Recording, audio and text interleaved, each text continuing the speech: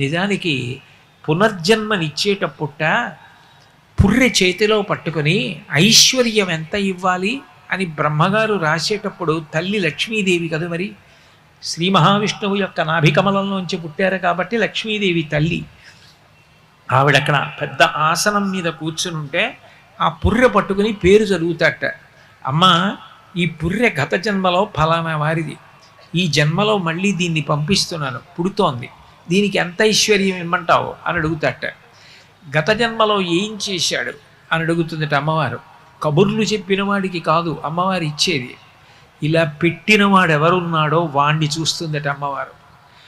ఆవిడ పేరు చెప్పగానే ఆవిడ సర్వజ్ఞ, ఆవిడికి తెలియదు వాడా ఎంత చేశాడ్రా అని ఒక్కసారి కనుగొని ఇలా పైకెత్తుతున్నాడు. నేను వాడికి ఇచ్చాను, వాడు సమాజానికి అంత పెట్టాడు.